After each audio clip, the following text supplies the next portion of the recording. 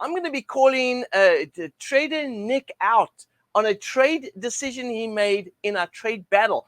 I'm going to talk about that trade, but I'm actually going to tell you how fantastic, or at least what a great decision TraderNick did. And of course, we're talking about the TraderNick did in our trade battle that actually is something that every trader needs to know about. And we're going to talk about the US dollar JPY. We all know that the JPY pairs have been selling off, or at least the JPY has been selling off based on the Bank of Japan policies.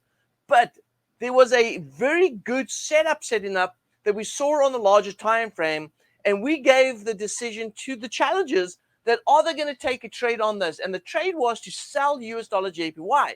Nick decided, he says, no, he's not going to do that. And I'm going to explain to you why that was a great decision that every trader needs to adapt in their own trading. So let's go ahead and jump into this morning. So we're going to jump straight into US dollar JPY right here. And we're going to take a look at US dollar JPY. I'm going to go to the larger time frame right here. And I'm going to show you a couple of things here. Now, let's go ahead and take Fibonacci out of the equation right here. And let's just take a look at the divergence. Take a look right here on the chart. This is a daily time frame. We're setting a really cool setup right here. You can see we've got some negative divergence setting up right here. Now, at the time we did the trade battle, the market was trading around about here, okay? And that was about at 125. Now, at 125, we had a good setup right here, indecision candles. We had negative divergence, which is bearish divergence, which makes it sound like it's a great time to go ahead and start looking to sell the market. Now, there's two ways that you can trade the market. Enter the market and put a stop loss above the previous highs and then go ahead and sell off. You get stopped out, you get stopped out.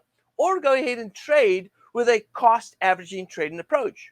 Now, everyone knows that if they follow me in my trading, I trade whether the market's trending up or the market's correcting itself, as long as the market's offering huge opportunity. When I say that, what I'm saying is I wouldn't go to a 15-minute time frame and want to trade a 15-minute pullback if the trend is up. I'd rather wait for the market to pull back and then trade the push that could give me 30, 40 pips on that 15-minute time frame. But if I'm looking at a daily time frame, and the daily time frame is showing me a range of the push and the correction of about 350 pips and maybe a 250 pip pullback or a 200 pip pullback, there's enough room for us to go ahead and trade that and still make some profit. So trading the correction move in a larger time frame is simple and easy. But trading on a smaller time frame might be a little more complicated and maybe something that you may want to stand aside on. But this is the decision Nick made. Nick made a decision here to not take on the sell on the US dollar JPY. And this was why it was a perfect decision. Because traders, even though the larger time frame is offering us an opportunity and showing us that there may be a turning point, and I'm going to use the word again, may be a turning point. There may be a turning point on the US dollar JPY, but it's not been confirmed yet. So every trader needs to understand that there is a larger time frame that can give you directional bias, show you where the turning points may be, but it is the smaller time frames that actually confirm when it's time to actually trade. And at the time then, when TraderNick made his decision, there was no confirmation on the lower time frame. And so how does this all how do we put this all into place? Well, remember, traders, the lower time frames, okay, well, let's start off with this first. The larger time frames controls the direction, but the smaller time frames confirms the turning points of the larger time frame. So it's so important that if we see a setup like this, that we go down to the lower time frame and we actually go ahead and look for those setups. So let me go ahead and show you what you should be looking at here on the US dollar JPY. Now, I'm not trying to teach you how to pick tops and bottoms. All I'm trying to show you is that the market waves, and there are going to be turning points in the market's waves.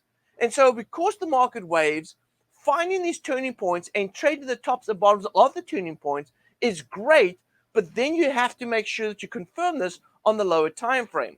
So let's go ahead and take a look at US dollar JPY. This is the daily. We absolutely seen that the market needs to go ahead and correct. There is definitely correction due. And what the Bank of Japan is doing currently right now was a short-term solution, but long-term and mid-term, it's actually hurting the economy.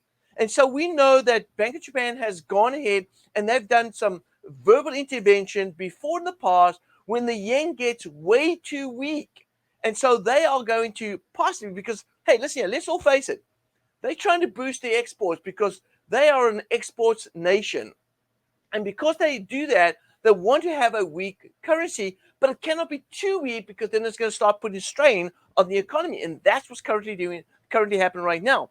So although we somewhat think that the market may continue to weaken, or at least the yen could continue to weaken, it's not going to be possible. They cannot allow the currency to be that weak that it starts hurting their own economy, even though they are an export nation. That there's a happy medium and a balance that they need to find. And so right now we're at that tipping point where now the Bank of Japan has to start doing something to start saving the economy by pushing and creating a stronger JPY.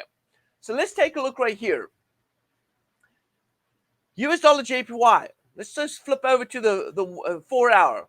4 hour, no, actually, let's go to the 1 hour. I'm going to go to the 1 hour. That's the lower time frame right here. Check this out. So the 1 hour time frame, if you go ahead and put up a trend line, and I'm going to use a simple technique using trend lines.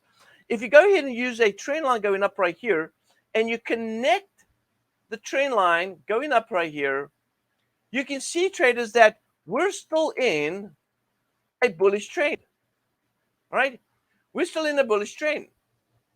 So because the market's still bullish, all right, it makes no sense, even though we're seeing indication that the larger time frame is indicating a bearish divergence or some sort of top. We cannot trade that until we get the confirmation, because all that's going to happen if you try and pick the tops by using just larger time frames is that you're just going to be able to enter the market and get burnt on every trade. You see, what you need to have is you need the market to confirm. You remember, we trade the charts and not our heart, right? Trade the chart and not your heart. Meaning that if the chart tells us that we should start selling, then we start selling. But if it's not, then we simply go ahead and stand aside. And so this is how the market's setting up right here. I'm going to have to wait, if I want to trade this, wait for a break of trend.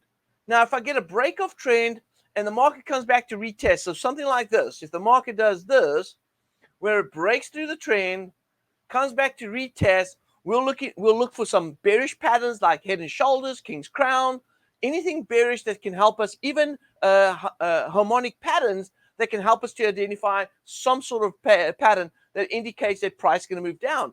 So we can find reversal patterns, find the backside of the trend line, and then here would be a good place to go ahead and look to sell.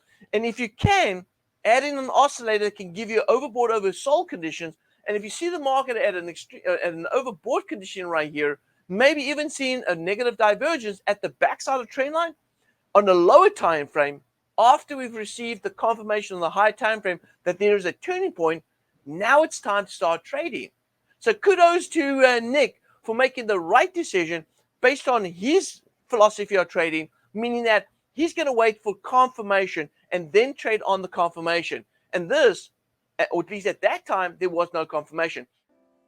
Interested in seeing our trades live as they happen? By joining the A1 Trading Discord, you'll get a notification every time one of our traders enters a position. Each trade we share comes with an entry price, a stop loss, and most importantly, a full breakdown of why the trade was taken. Learn alongside our experienced traders, join our active chat room, and ask your questions in our coaching webinars. Between our team of active traders, we trade forex pairs, commodities like gold and oil, crypto, and stocks. By joining the group, you'll be able to keep up with all of it.